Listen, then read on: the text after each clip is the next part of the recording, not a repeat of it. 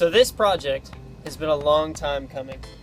I ordered in December, in late December, we'll say January 1st, I ordered my motor mount kit and my front traction bar. My motor mount kit is supposed to take 6 to 8 weeks for both of them, production. And there were issues in production, there were issues getting manufactured parts, etc., paint, yada, yada, yada. I got my motor mounts in about April. I did an install video. You guys can check that out. My traction bar came in yesterday. So yesterday being July 3rd, it was supposed to take 6 to 8 weeks from January 1st, mid-March. Now it's July 3rd. Just got it yesterday. So here we are on Independence Day, celebrating good freedom. What's this called? It's not the traction bar. It's a bought a traction bar. Cross member. Alright, so what I'm replacing today is the front cross member of my 4th gen Prelude. Front cross member holds the radius arms. So you've got on your wheels and tires, camber, positive, negative.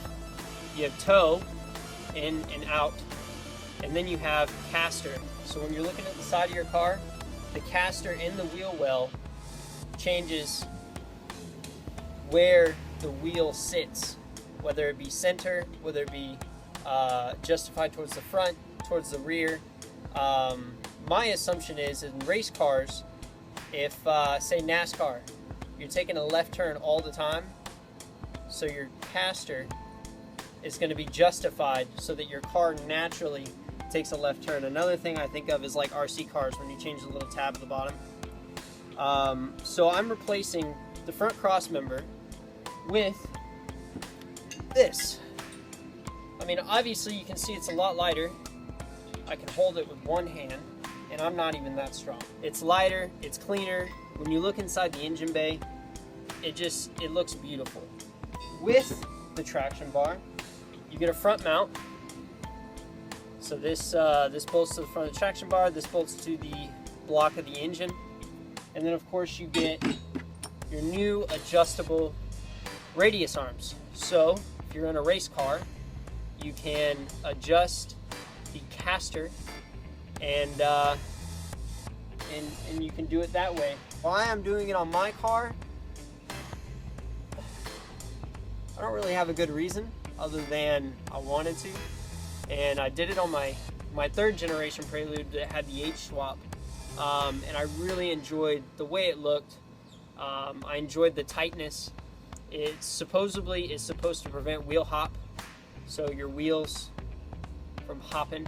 I mean, you can see how much I really know, but I do know how to install it, so I'm going to go ahead and get to that.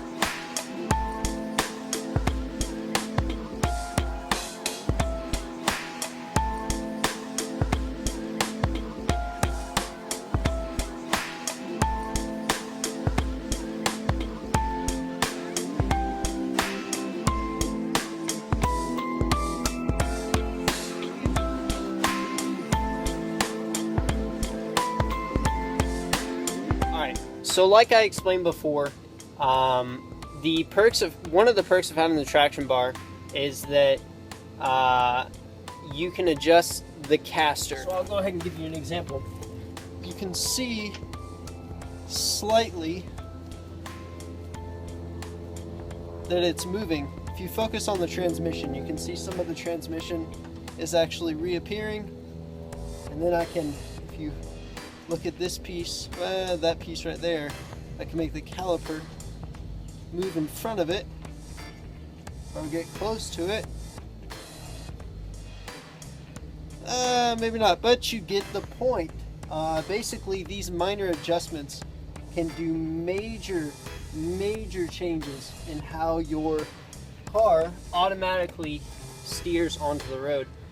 So when I took the wheel apart, or well, before I took everything apart, I measured 28 inches in the wheel well, and on my passenger side, the center of the wheel was about 14. So ironically, I'm actually at about 14 and a half. So I'm going to want to pull.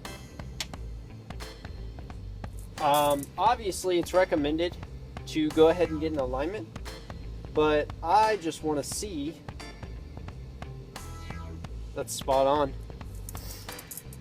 I just want to see if I can do it without spending the $80 to $100. So we'll find out. I'm about to do the driver's side, and I'll show you guys how to adjust it and tighten it from there.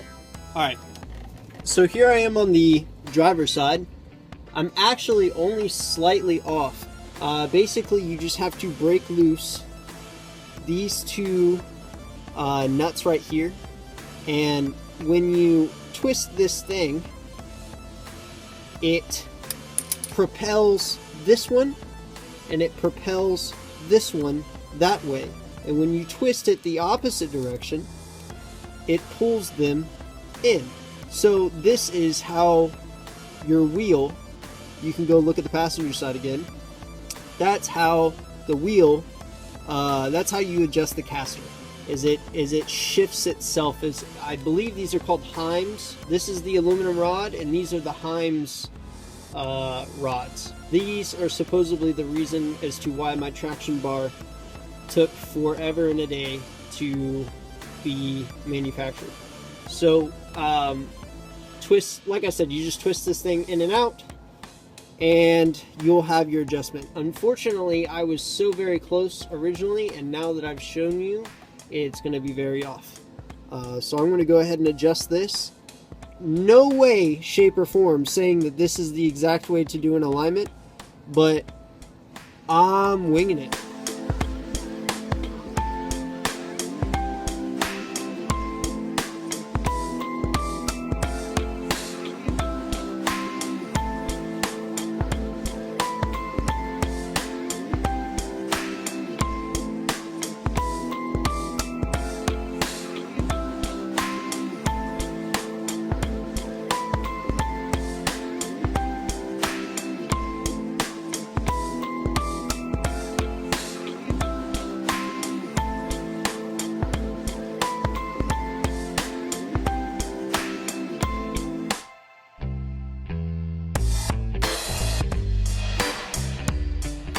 So, I got the red BA8 Prelude, and I got the 86 Toyo 22R. You can check out both my pages for all of my builds and things that I'm doing with them. Both of them are daily drivers. Unfortunately, I haven't daily driven this one for about 2 weeks. I'm chasing an idle air issue. But going back to the traction bar, super easy to install. Use a tape measure to measure the center of the wheel to try and line it up to my original alignment that I had. Other than that, I mean, it's really simple. I'm gonna, show you guys some pictures of what it looks like installed. It's really awesome that I was able to get rid of this massive hunk of metal. I mean, it's ridiculous. This thing was under the car, and now I've got a traction bar. So it's gone. It's going in the garbage. My car's not any faster, but hopefully it's more reliable. That's the goal.